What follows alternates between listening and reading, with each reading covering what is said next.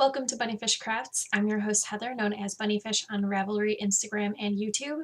Today is Monday, the 3rd of November, 2014, and this is episode 102, Epic. Grab some sticks and string and come sit with me. So, I don't know yet, but you will already know. But I'm pretty sure this is going to be a longish podcast, so I hope you have something that you're really interested in working on so that you can sit through all the stuff that I'm going to talk about. First, in life stuff, I don't know how I forgot last week to tell you about this, but update on Steve's foot issue. So he had an MRI. He has no cartilage in his feet at all. And the nurse who called him to tell him all this stuff said that his feet looked like they belonged to someone like 90s or something. Very old.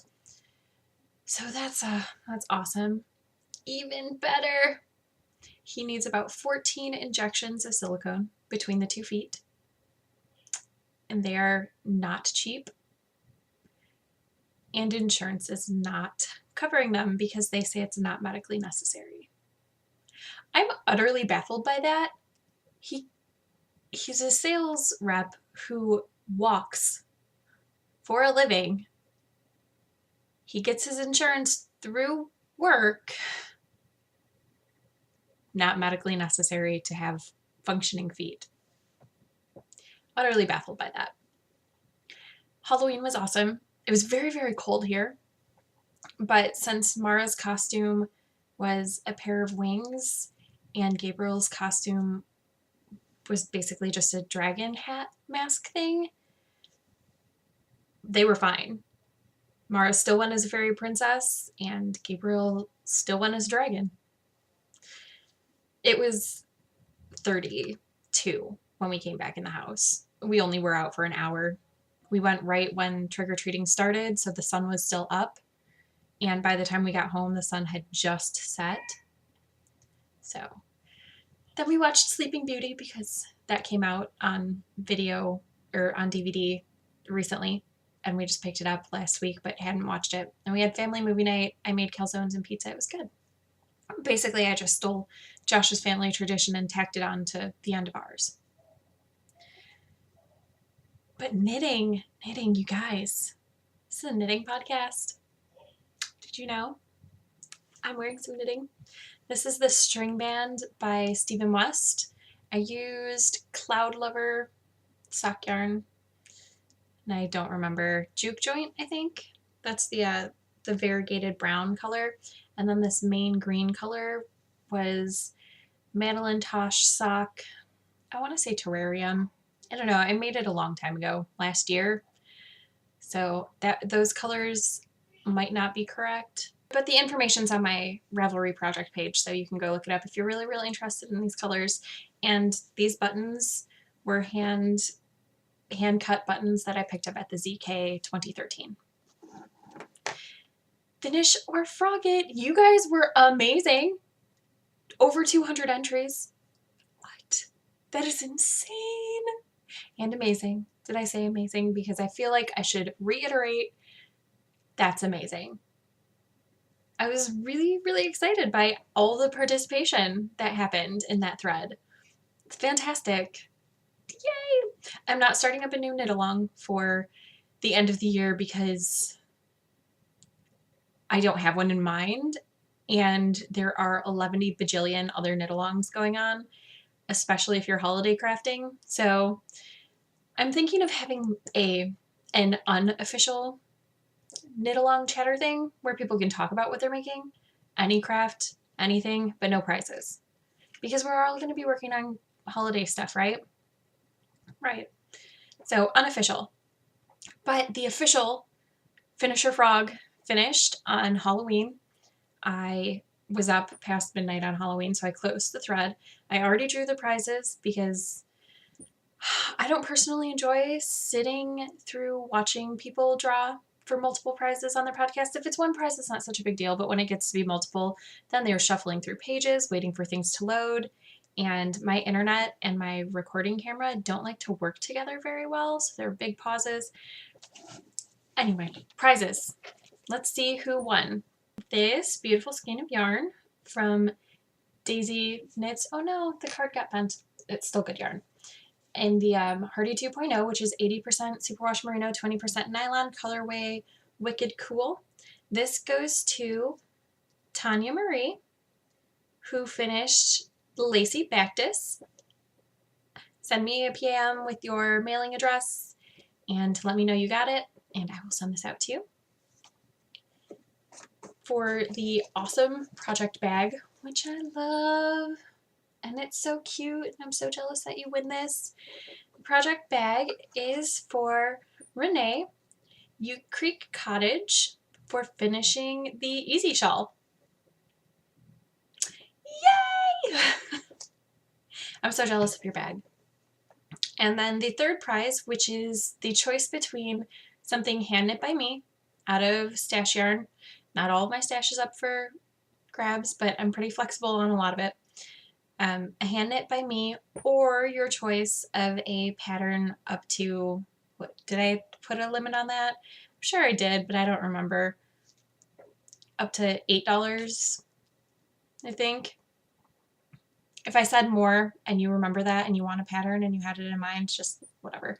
But you know, I think it was around $8. The winner is Rose Bob, who frogged a leg warmer. Congratulations, winners! Thank you so much, everybody, for participating. I'm super excited about all that. I finished my Finish or Frog project, and I am super excited to show you about this. I have so much to say. First of all, this project was started on the 8th of June, 2013. That's a long time for a project to just be sitting around.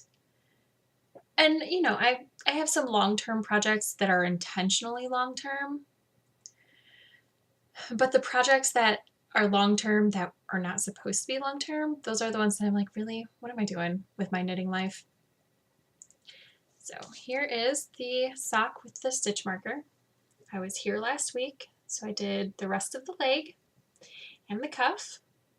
I made modifications to the pattern because I only did one full chart repeat, and I got to the end of the chart and I realized that you were supposed to start this detail up here. There's an original chart, and then there's a finish it up at the end place, and the chart gives you several different places where you can stop the chart pattern. I didn't stop at any of those places, so I kind of had to make it work at the top, but I think it looks fine. I don't think it looks too awkward. I did a similar thing for the back chart, which is different from the front. And I was a fail 11 years ago when I started down here by the toe because these socks are supposed to be mirrored. I did not mirror these socks. That's okay. I'm not in hate with that. That's fine. I really, really like this pattern. I like this pattern so much that I'm definitely going to make it again. Not very recent, or not very soon, but it is definitely going back in my queue as something that I want to make a second pair. Eventually, when I need more socks. When my socks start wearing out, then I'll make another pair that will be for me. This wasn't originally going to be for me, but I have a lot of socks, and I feel sock guilt for not wearing all of the socks that I have. So instead of them just sitting in the back of my drawer, I'm going to give them to a friend of mine who I've only made 2 or 3 pair of socks, and she better love them. And if not, we wear the same size shoe, so I will just take them back. This is what it looks like. It's stranded, so here are my floats. They're not the best floats ever, but they're not the worst floats ever. I figured out the tension by the end. It's already had a bath, so it's laying pretty flat. There's not The only puckering is right down by the toe where I was just starting to figure things out. Everything else lays nice and flat. They fit well. It's a little bit tricky to fit over my heel, but I have weird shaped feet, so I don't think that will be a problem for the recipient. And once they're on, they fit great. It's just the initial tug onto the foot, which doesn't bother me. That just means that it's not going to slide down easily. The yarn that I used is the main color is a yarn well spun in the Wind in the Willows colorway. And the background color is Knit Picks Stroll in black. I had an oh no moment last week. I finished I was working on the second heel, I believe, last week when I was talking about it. And I was working on it. I tried on, after I finished both heels, I tried on a sock to see how it was fitting, if everything was good. And the sock was too long for my foot, substantially too long. And I was like, oh no, what am I going to do? I have options here. I can rip out the heels and the heel turns and the gussets and start sooner. This is something that I know, like, if I had thought about it for a moment, I would have realized this was going to be a problem because my row gauge was slightly off from the row gauge of the pattern. If I had thought about that, I would have realized I needed to start the gusset sooner, because when you're doing a toe-up pattern that has a gusset and you increase to a specific amount of stitches or you increase a specific number of rounds, that directly affects your row gauge, directly affects how big that portion is going to be.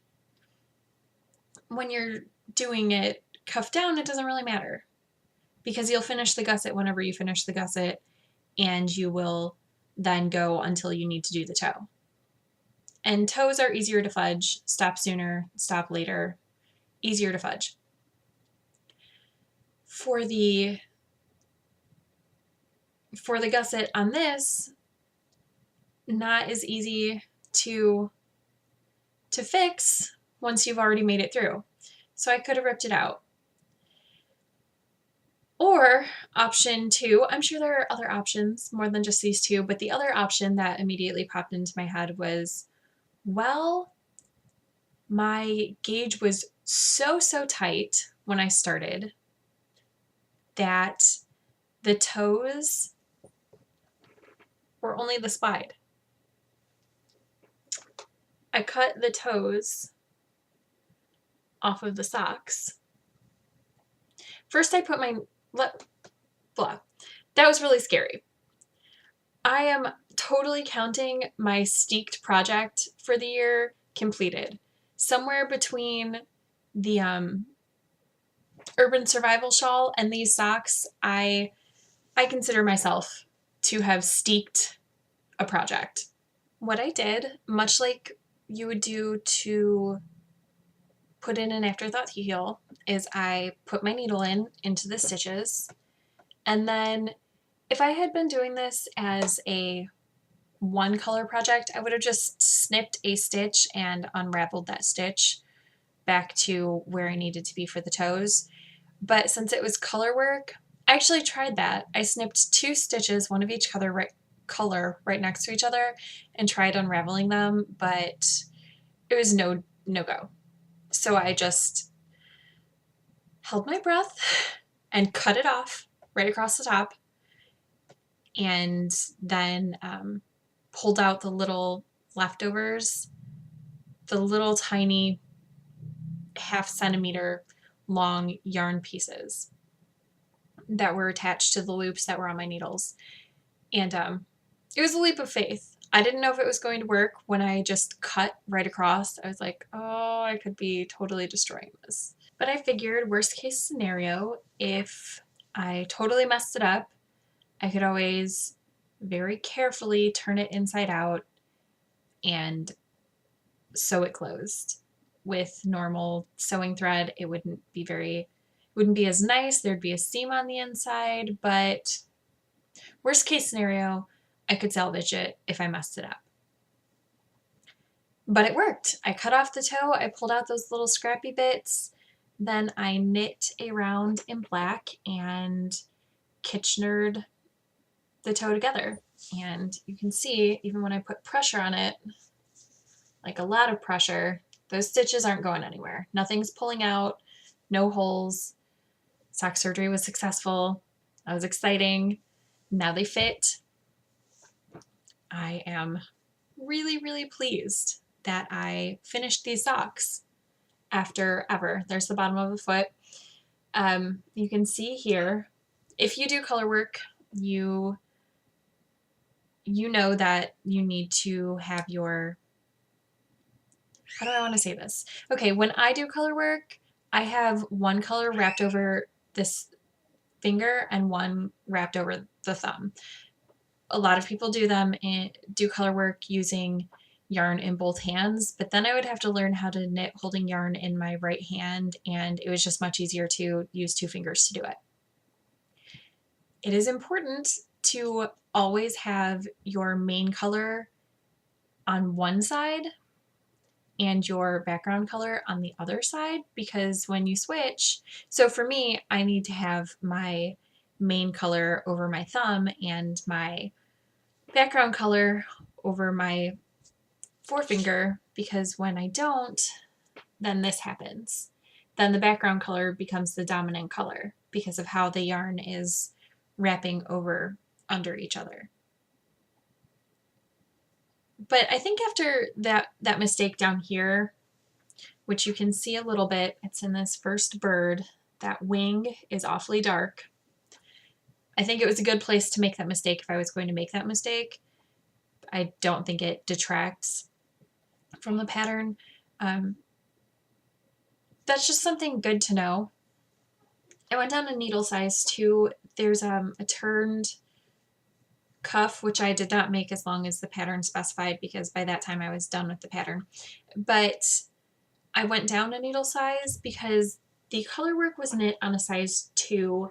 The pattern recommended that you go up a needle size if you were not familiar with color work, because it's common for first color work projects to be knit really tight, which this one was definitely at the beginning. It got a little bit looser at the end, but it was calves, so that's not so bad. I went down a needle size on the inside so that would not be too huge and it would pull it in just a little bit. I'm super pleased with this project. And okay, so I get why it took me so long to finish this project, because I just wasn't experienced enough at color work. I wasn't confident enough to just trust myself to do it. But look, I did a third of the sock in a week. This could have been a 3-week project instead of a 1.5-year project, almost. So silly. So silly. I have another finished object for the week.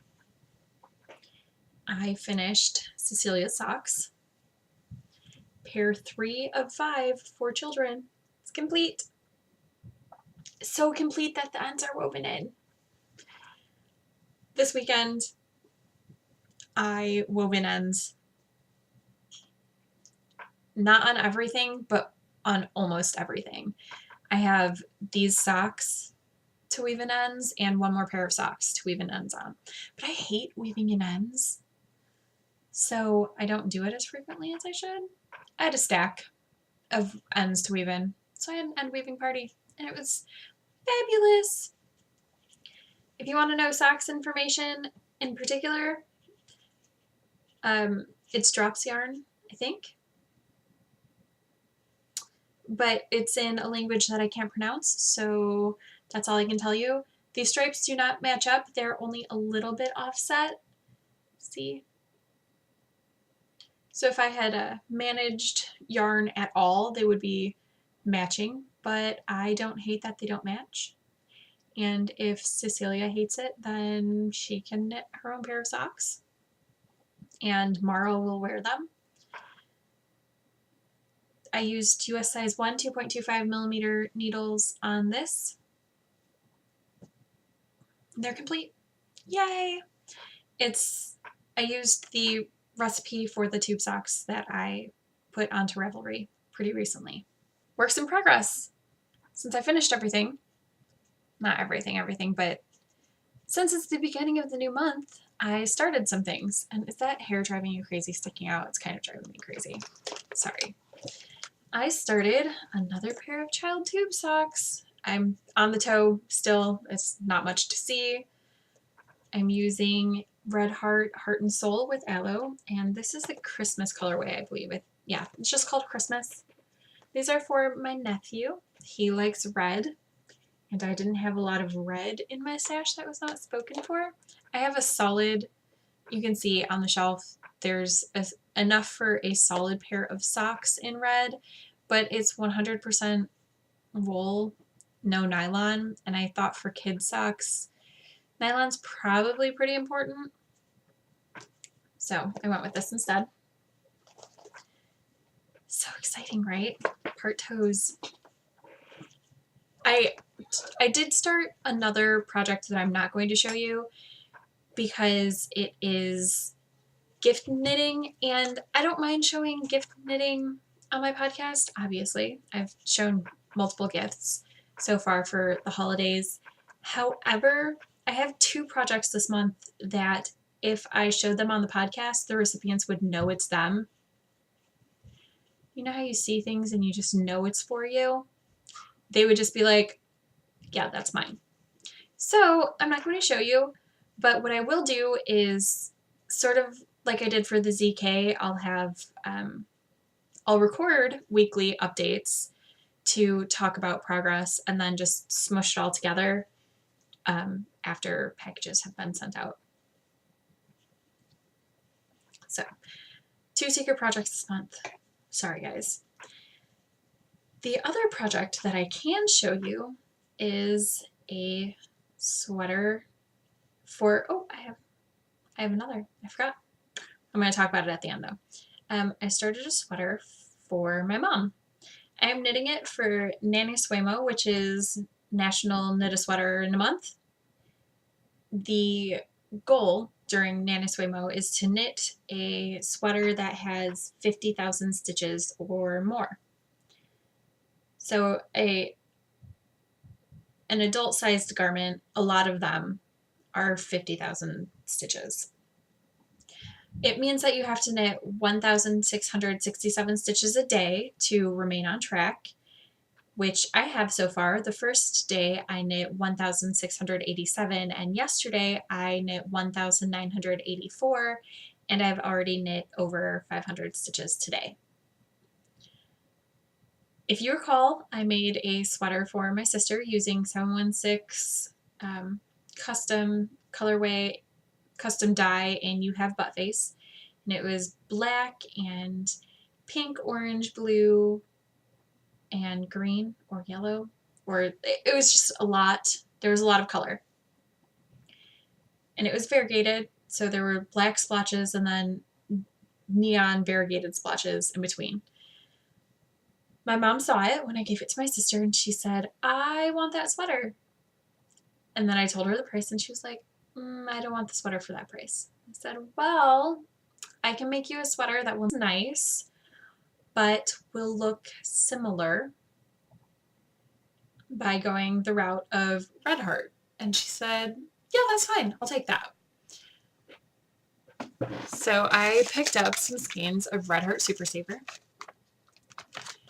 in the neon or something. No, black light, I think it's called. Mara ripped off that part. Oh yes, black light. And the yarn looks like this in this skein. Oh no, look at that. Oh, that is a huge yarn barf that's coming up in my knitting. Anyway, not important. I can just cut the yarn and re-knot it, and you won't even be able to tell the difference because this is what it looks like knit up. Oh my gosh. So I got about this much knit, and I was looking at it and I was like, wow, that is really, really bright. Super bright. I don't know why I thought there was more black in it, because you can see that there's not a lot of black in it, but there's almost no black in it.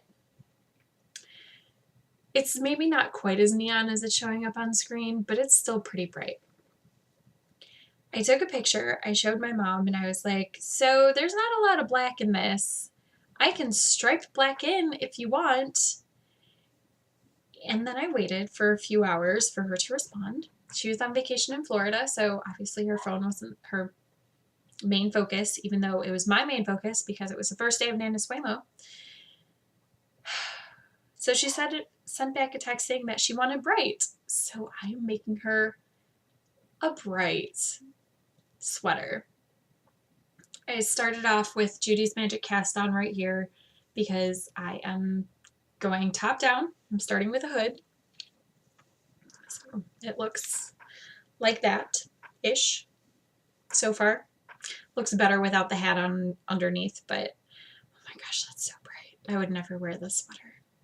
I would think about wearing Amanda's sweater, but I would never wear this one. Luckily, my mom and I don't look very much alike, so it will actually look fine on her. She is fairer skinned, light eyes. They're blue and blonde hair, so it will look fine on her. I think it looks ridiculous on me. Not that I'm saying that dark hair, dark eye people with olive-ish skin can't wear neon colors. Just I personally, on me, find it like, oh, a little extreme. I started here. I did increases for, the crown. Knitting straight, I have one more row of straight knitting, and then I'll decrease for this curve back here that's covered by the slouch in my hat. So this curve back here, do some decreases there, and then I will start the arm, or the shoulders. I think that I'm going to immediately do short row shaping in the back. On Amanda's sweater, I did it kind of far down because I didn't realize I needed it until I was kind of far down, and I was not ripping back to put in short row shaping. But I think I'm going to do it pretty immediately for this sweater and see how that works out. And if it doesn't, I'll just rip it back. Not really a big deal.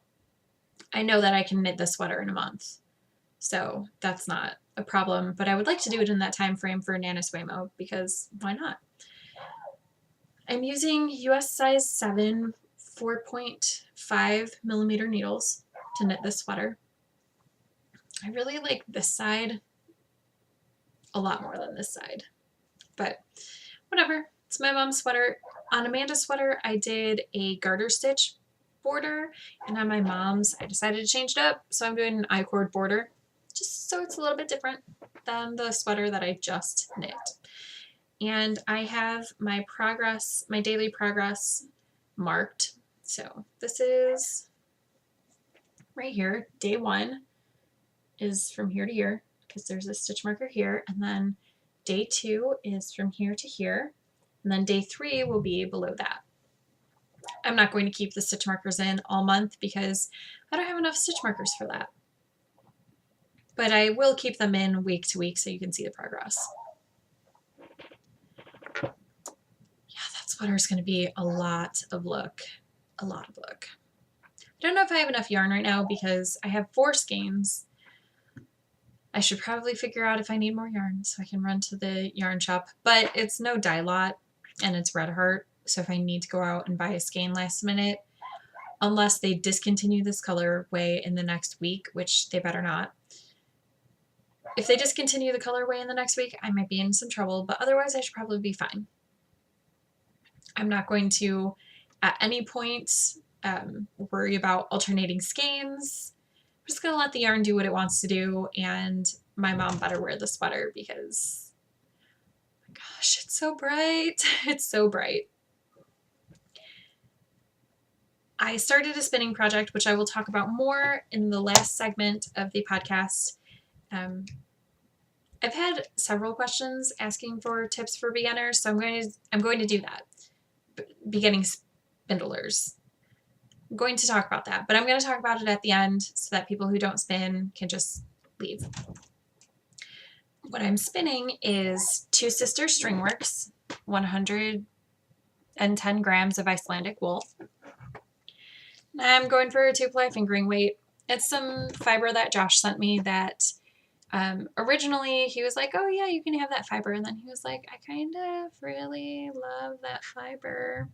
And I was like, okay, well, I'll just spin it for you because I like it, but I don't have anything in mind and I don't have my heart set on it. So whatever. I've just barely started. That's what I have. The wool is shades of green. So going from yellow green to blue green and all the things in between. It's a little bit scratchy for me because I'm very sensitive to the prickle factor of wool. So I wouldn't use it on anything around my face or skin, but maybe a hat as long as there was like a brim band on the inside so I wouldn't have it touching my face. That would be fine. I don't really know a lot about Icelandic. I need to read up on it, and I will. But let's go on to something else. My sock yarn blanket. This week, I don't even know how many squares I did. I did a lot of squares. Here we are. I did this one, which was with ZK yarn. This is, can't remember the colorway. It's my favorite one that I've gotten from Nooch Fiber. This was DK yarn.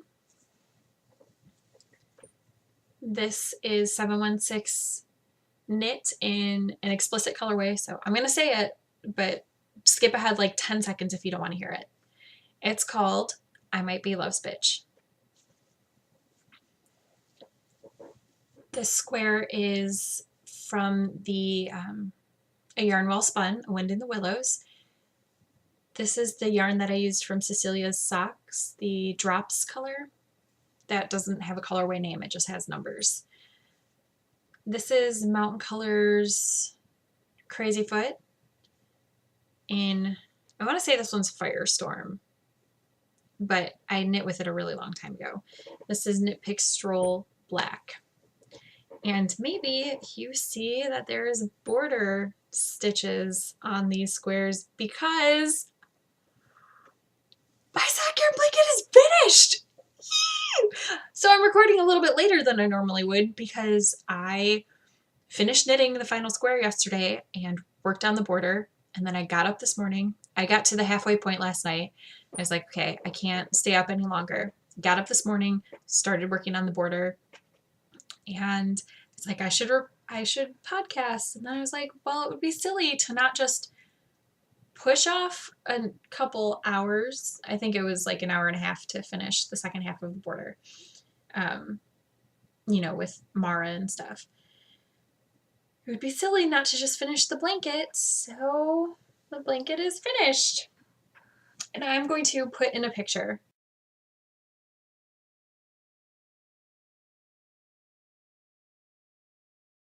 Because you just can't see all of this in the screen, but that's, you know, that's an idea of what it looks like.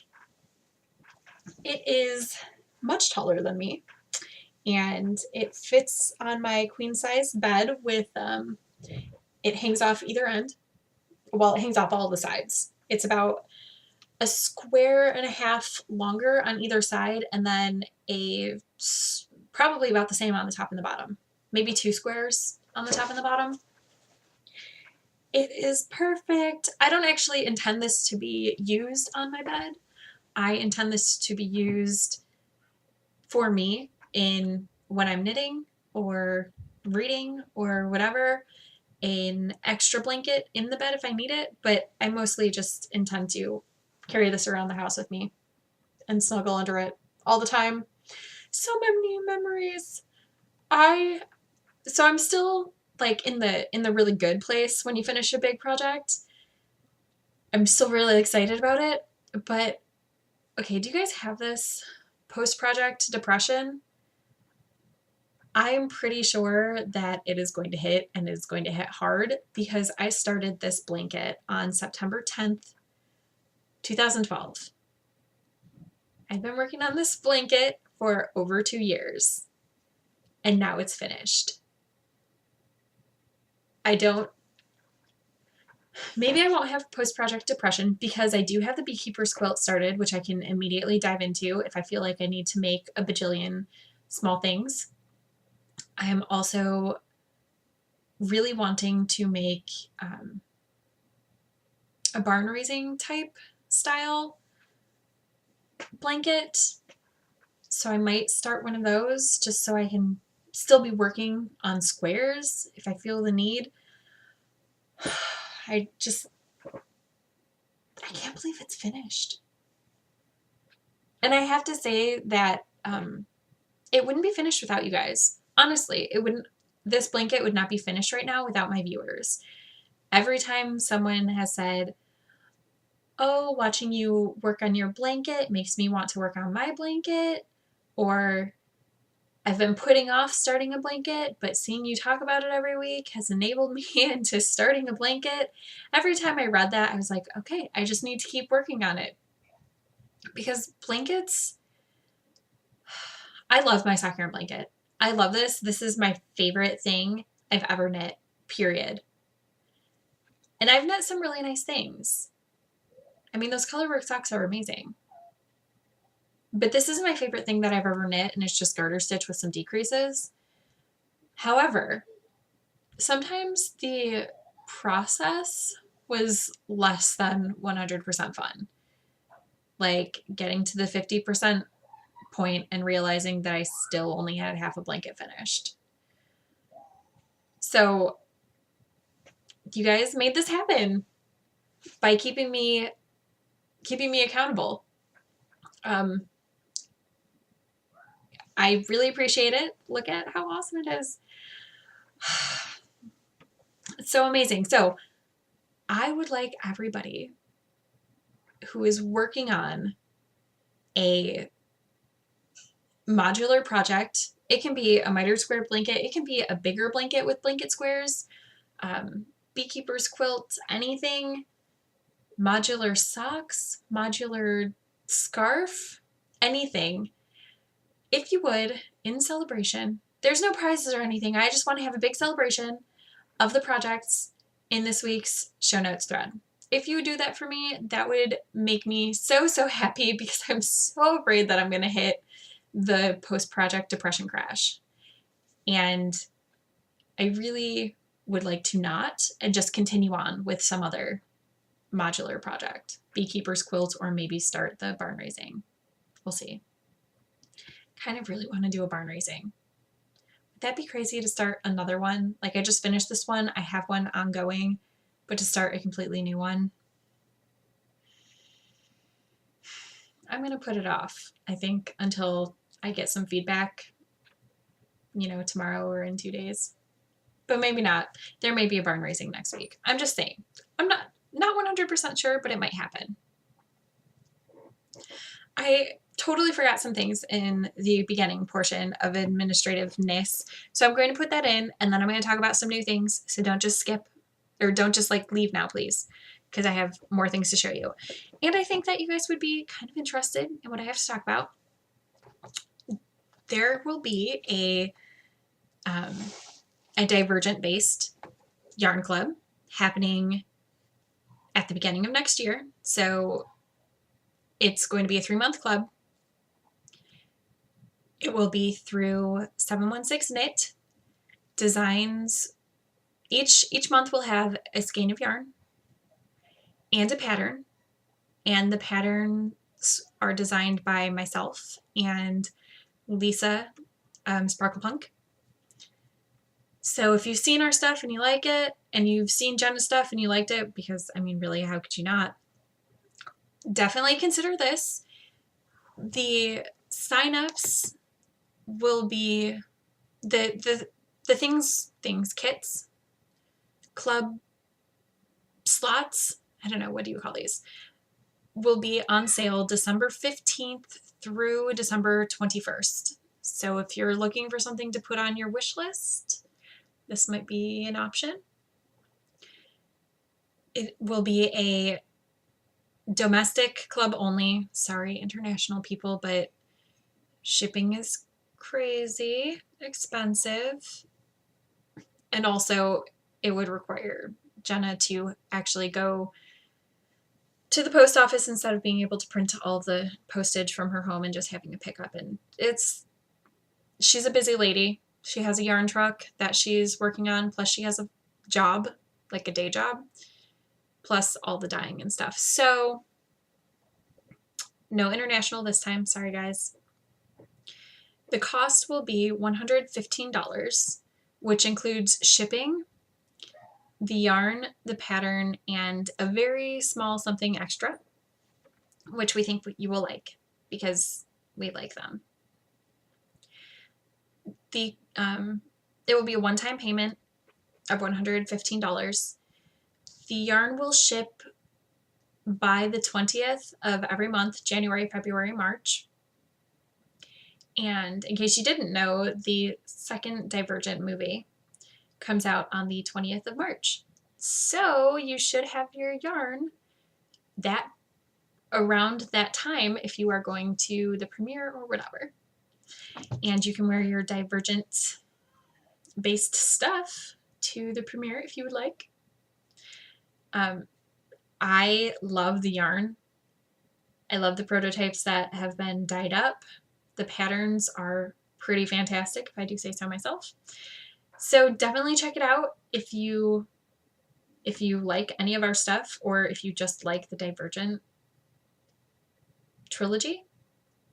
Definitely something to keep in mind, and I will remind you closer to December, but in case you're putting together your wish lists, because I know a lot of people are, something to keep in mind.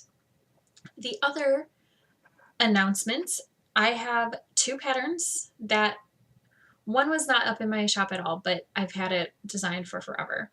The Buffalo Crossing cowl, which is the little bit off-kilter chevron pattern cowl that I designed specifically for Jenna's truck.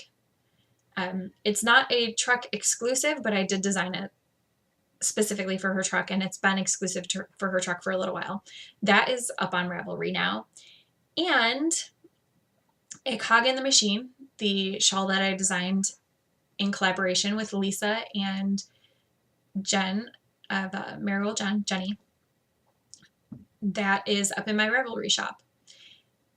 There are still kits that you can purchase through Marigold Jen through the end of this month, and then I don't know if she'll still be selling that colorway in her shop, just not as part of the kits, but the kits end the end of this month. So just know that in case you want the kits in the gorgeous colors, which you'd be a crazy person not to. But if you don't want the kits, which come with enough yarn to make the project in and a stitch marker plus the pattern, 2 stitch markers plus the pattern in a bronzy organza bag. If you don't want that and you would just like the pattern, it is now available in my shop. Yay! And just a reminder, sorry, I'm a little off the cuff. I wrote these things down, but I didn't write all of the notes of all the things I wanted to say. I will be having, in conjunction with Lisa on her podcast, Knit Two Together, we will be having a steampunk knit along. I don't know the specifics of hers, if it's just going to be her pattern or our patterns or anything steampunk. Mine is going to be anything steampunk. Of course, I would love if you knit my design or Lisa's design with Marigold Jen's yarn. And you'll get extra entries if you knit our designs with Marigold Jen's yarn. But you can knit anything steampunk related. As long as you can relate it to steampunk, I will accept it, and that will be the January, February knit along for next year. Okay, on to new things. Are you ready? I have some new things. I got a package in the mail this week from a swap partner. You might recall earlier this year I did a scavenger hunt style swap package where you basically go through your stash and send off things that you don't use anymore to someone else who would use them. And here's what I got.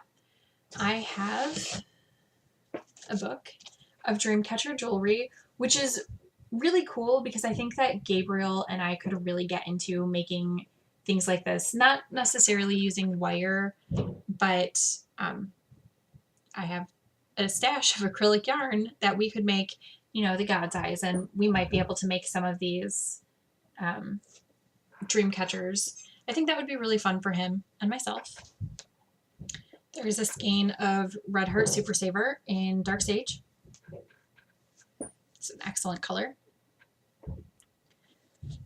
This is Sensations Cashmere pattern, and it is 100% feltable wool, which is kind of cool because I've never felted anything before. It is, what is the yardage on here? 284 yards. I don't know exactly what you could make feltable out of this, but I will be doing my research to find out. There are these little duck stickers. Quack, quack, quack. I love ducks. A beautiful crocheted angel ornament, which I love. I love these things that look like this, but I do not love making things like that, so it's perfect. There is a little coffee cup cozy. Also handmade, there was a green hat, but it was just slightly too small for me to wear comfortably. Like, it didn't quite cover my ears. So Gabriel has it now, and it's perfectly trendy slouchy on him. It looks adorable, and he loves it. So that's perfect because now I don't have to make him a winter hat. His winter hat from last year doesn't fit. So perfect. And this little doll. Oh, there's some of my hair stuck to that doll. There was a small sample of merino and something shiny. It doesn't say what's shiny, but it's definite shininess on there. Maybe like a tencel type shiny. I don't know. Hopefully I'm not allergic to it, but it's pretty. A skein of yarn from Nuna, which is 40% merino, 40% silk, and 20% bamboo from the local yarn shop. To that person. I'm not going to name names because I don't know if they watch and I don't know if they'd be comfortable with that. There is this very nice little project bag, notions pouch sort of thing. It's definitely big enough for a pair of socks. I carried around the last 3 partial skeins for my sock yarn blanket in here, plus scissors, needles for weaving in ends, and a pair of socks that I wanted to weave in the ends on. So it's very good size. It's so cute. There's no tag on it, so I'm not sure if my swap partner made it. It zips. It has 2 little loops, so you could hang it off of something at either end, whichever you preferred.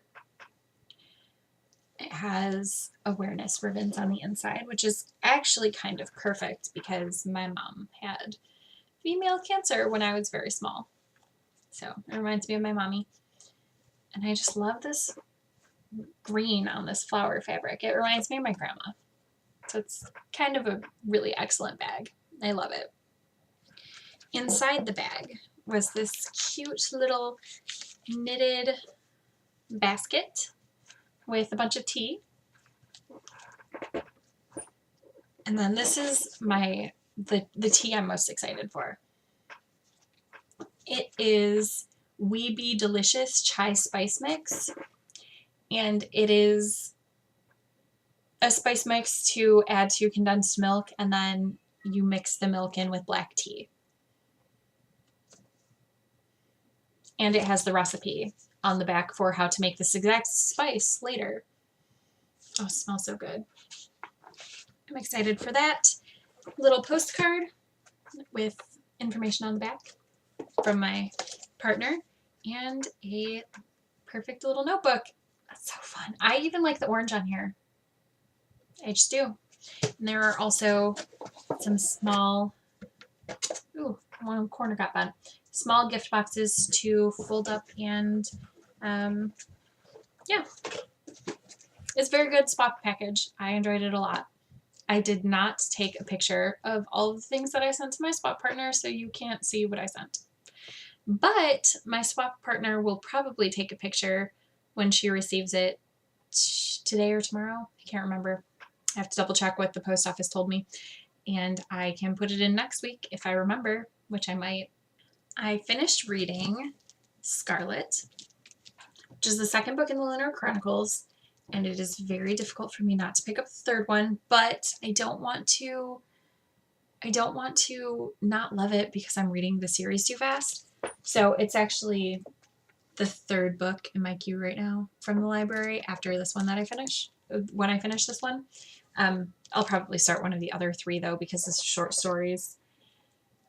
I'm still reading Songs of Love and Death, and I have 130 pages left. Almost finished. Enjoying it a lot so far. The story that I'm in the middle of, I'm having a conflicting time trying to read it. The story is good, but I keep stopping because I'm like, I'm so scared of what might happen. I hope everything turns out well for the characters, but I'm afraid that it won't. So I'm freaking myself out and stopping myself from reading. Silliness. I definitely highly recommend this. I've liked all of the stories so far. I have loved some of the stories a lot. And they're just really creative. All the good things that I said last week, I say again this week. And next week I will have started another book and probably finished that one. The quick podcast recommendation in case you don't watch other podcasts, only mine, which, okay. In case, or you haven't caught up on podcasts and mine is the first one you're watching. Minerva Turkey, who is Shannon, has started a podcast and she is so cute. So everybody has said this, that she is fantastic and so cute and you should check out her podcast. And I can do nothing but agree. I've really enjoyed all 4 episodes. I will admit that for the Rhinebeck recap one, it's called Rhinebeck Hangover, I think. I skipped when she started talking about Rhinebeck because I've seen a lot of Rhinebeck wrap-up sort of podcasts. Seen a lot of them, and I've seen podcasts from the people she was staying with even. So I was like, I'm sure she could tell me more, but I'm a little over it at this point because I didn't go. And I totally understand when people don't watch my ZK recap episode. Whatever, that's fine. But I've loved the rest of her episodes.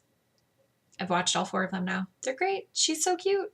Definitely give her a check out. And you can find her on YouTube and iTunes. She has a blog, all sorts of stuff. I'm just going to link to YouTube and you can find her from there if you would like. So I'm going to say goodbye to you if you are not interested in learning about spinning.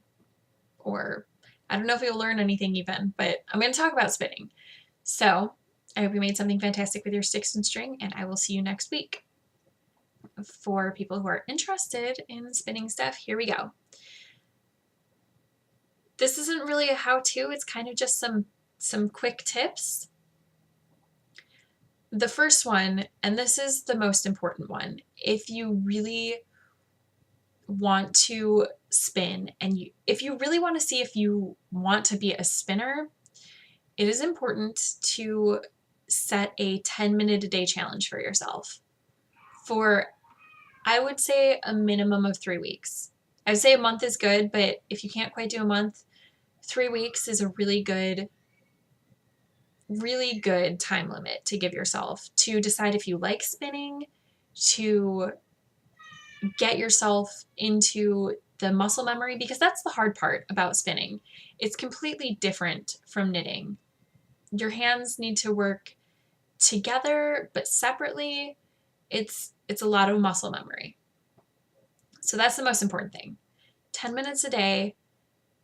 If you really want to see if you like it and not have the constant, oh my gosh, I'm starting from scratch feeling. I mean, obviously, if you miss a day here or there, you're not going to be the worst spinner ever.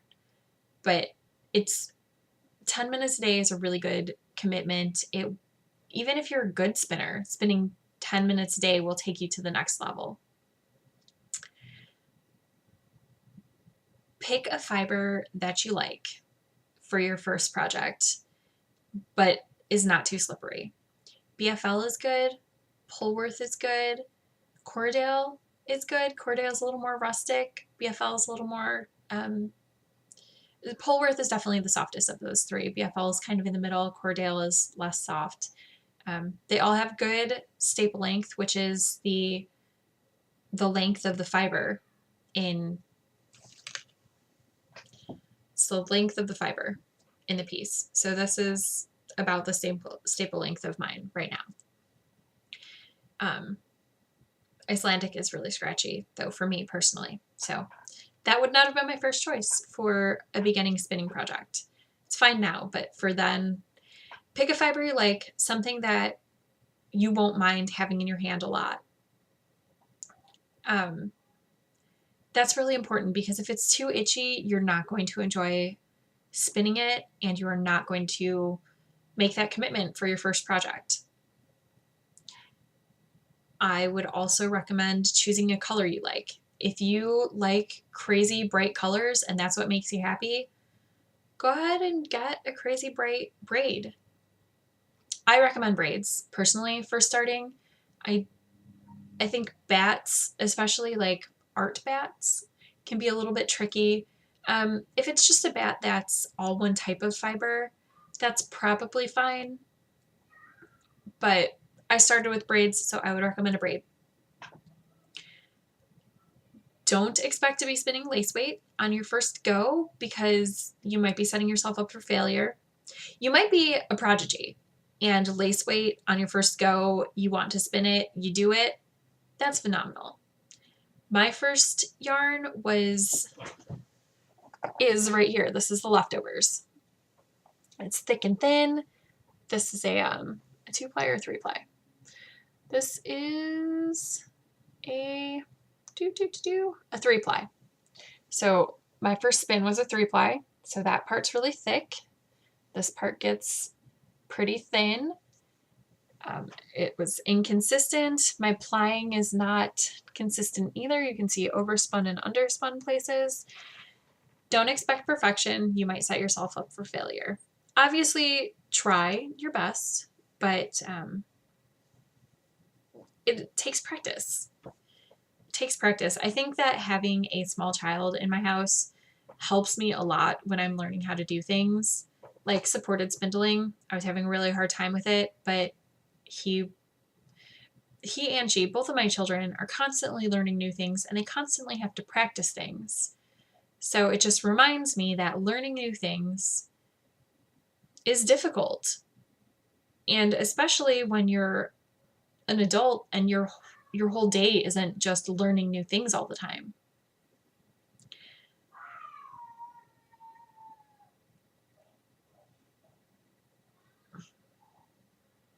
This is something I didn't do when I was first starting, but I had my first several fibers had phenomenal prep and they drafted like butter. But pre-drafting can be important if your fiber is at all compacted or just not working for you. And there are a few different ways that you can pre-draft. You can take the braid, undo it, and then take the fiber and then pull it apart at staple length, just a little bit, just to get some air in there. I mean, you could pre-draft as much as you wanted. You could pre-draft this to be as thin as you wanted it to spin right away, so all you have to do is add and twist. But just pull it apart a little so that there's air in between the fibers. Another way is to just split the fiber, because as you split the fibers pull apart and get air in between because, okay, so now you can see, you would just split it and have the different sections. You wouldn't put it back together like this, but you can see that this is a lot looser than this. So pre-draft, if you really feel like your fiber is just going to draft itself like butter, I don't do it, so I don't necessarily think it's 100% necessary, but if you're finding it very grabby on itself and you can't draft it, then pre-draft. And then the last thing I want to show is actually kind of a tutorial thing. Oh, I didn't write this down on my list, but this is important. It is tricky to manage your fiber when you're spinning if your fiber is this long and you want to spin.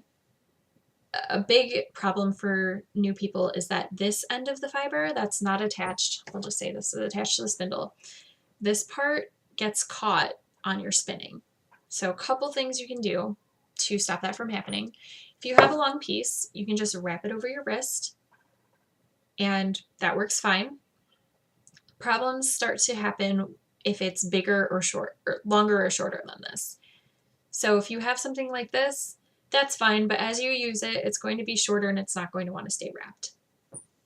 So an option for that is a wrist distaff. There are lots of different lots of different styles. You can find them on Ravelry, but you can't find this style on Ravelry, and this is my preferred style.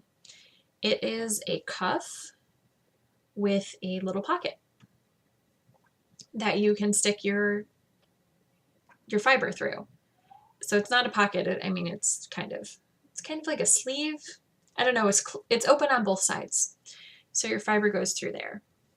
Another option, if you have really long pieces of fiber, is something like a bag that you can put your fiber into and just hold it off of your wrist, which is what I do with this awesome fish bag that Jerry made for me that I love.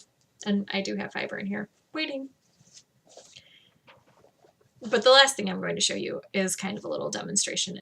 You have what you were spinning and you have your new fiber. To attach, you want to fluff out, take out some of that twist from what's attached to your spindle, lay it over your new fiber so that there's overlap, and then add twist to it. I like to do this part about 1.5 inches out from my spindle so I can add a lot of twist to that, make sure it's not going to fall apart, and then there we go. I also spin standing up usually, and right now I'm sitting down. A lot of people spin sitting down, and that's fine. That's what works for them. I just like to get a long length before I have to stop and wind it onto my spindle. So that's why I do it. Okay, so now that my fiber is attached, I will show you this, which I think makes the biggest difference when you're starting out, is knowing how to deal with slubs. So you're spinning along and you're spinning along, and all of a sudden you have this really, really thick piece in the middle of your spinning. And this is how to deal with it. So you pinch on either end, and then you untwist. Just take out enough twist so that you can draft that slub out and pull. And then you let some twist in. You see if it's the thickness is everything else, which now mine is. Add twist into it because you want it to have enough twist to stay together, and there you go. No more slub. I find it generally helpful when you are starting a new little piece of spinning. Well, so many things now that I'm just talking. So you want to give yourself space when you're about to draft. If you bring your spinning right here and then you have fiber attached to the top with no twists in it, that's going to make it awkward. you need to make sure that you have enough space between the draft zone and your spindle that you can start spinning and let your hands catch up, because spin, and then it took a few seconds for me to start spinning, you see, and I was talking and not paying attention, so I let it unspin. But you need to give yourself enough space that you can start adding the twist so that it won't spin back on you, because spinning back will cause it to fall apart like it just did. And my last tip is, when you are starting to spin, in your draft zone, the area between where the twist is and where you will be putting twist in, so right between here,